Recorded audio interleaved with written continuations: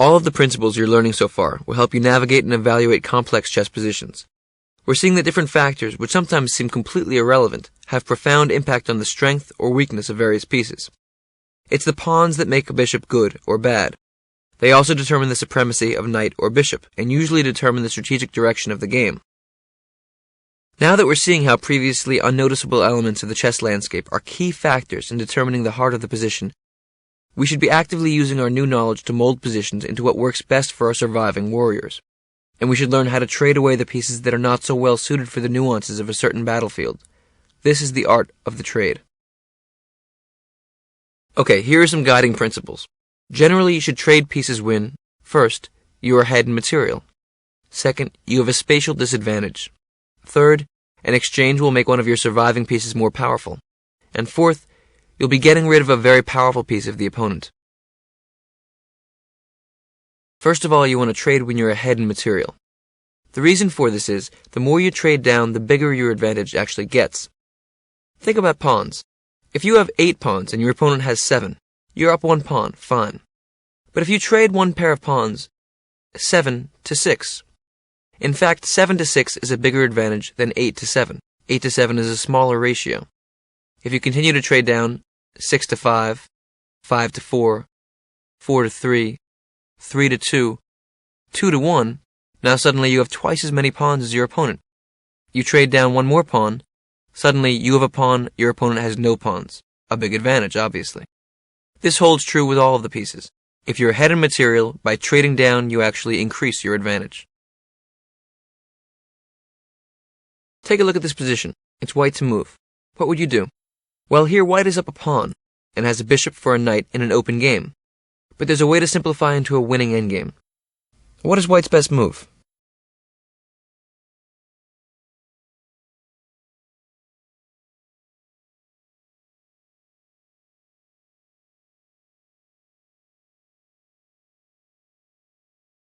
That's right. The correct move is bishop takes c6. This may seem unprincipled because the bishop is slightly stronger than the knight because it's an open game. But in this case, white can force a position which is relatively easy to win. As a rule, whenever you can reduce the complexity of a position into an endgame in which the path to victory is clear, do it. After bishop takes c6, black recaptures b takes c6, otherwise the back rank is undefended. Now you can continue to trade off. Rook d8 check. Black has to capture, rook takes d8. White plays rook takes d8. Once again, check, black has to take it. Rook takes d8. Now white plays queen takes d8 check. Black's only defensive mate is queen f8. Now white trades once more. Queen takes f8, king takes f8. Now look at this position. While in the first position the pawn might not have seemed so important, now the slight material edge is decisive. Now let me show you how to win this king and pawn endgame. First of all, we know what to do. Activate the king. A critical principle in the endgame is to activate the king. So white can play king e2. Let's say black knows how to do that too. King e7. What you'll actually find when you play endgames against beginners is a lot of them don't know to activate their king. So you can win easily. But here you play king d3, king d6. Now let's say you make the move b4. What your plan's going to be in this position is next to play king d4. Then you could play the move a4 at one point. The queen side is really where you're going to focus. A basic way to win this position is to make a passed pawn on the queen side and distract black's king with it.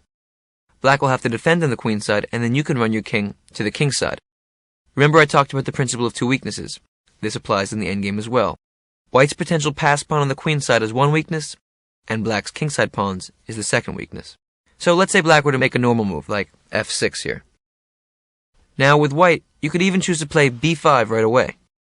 Black would take the pawn, c takes b5, and now let's say white plays a takes b5, black plays a takes b5, c takes b5. Now, white has a passed pawn on b5. Black's going to have to defend it.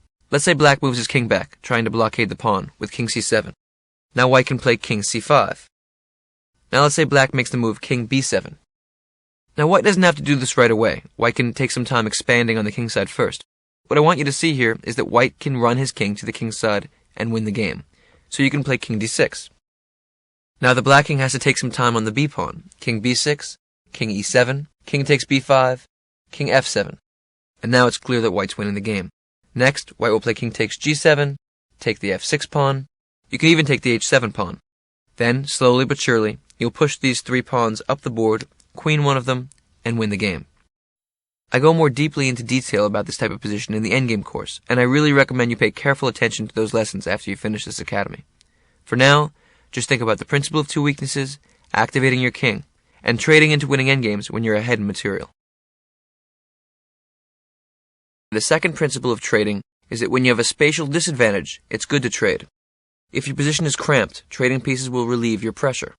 On the other hand, when the opponent is cramped, you want to increase pressure without allowing the liberation of exchanges. Here you can see that white has a huge spatial advantage and total central domination. Black has wasted a lot of time on flank moves, and now white is in control. Put yourself in black's shoes for a second. It's very hard to find a path of action. White, on the other hand, can easily develop with moves like bishop e3, bishop d3, castles, queen e2, rook a to e1, f5, etc. One of the biggest pluses of white's position is that he can develop freely while black is cramped. Now, imagine if black could trade kingside knights. Now take off the queenside knights. Suddenly black is gaining breathing room, and white's advantage is shrinking. So, when you have a spatial advantage, you want to increase pressure and avoid most exchanges. When you are defending positions with a spatial disadvantage, on the other hand, obviously the reverse holds true. You want to trade down as much as possible.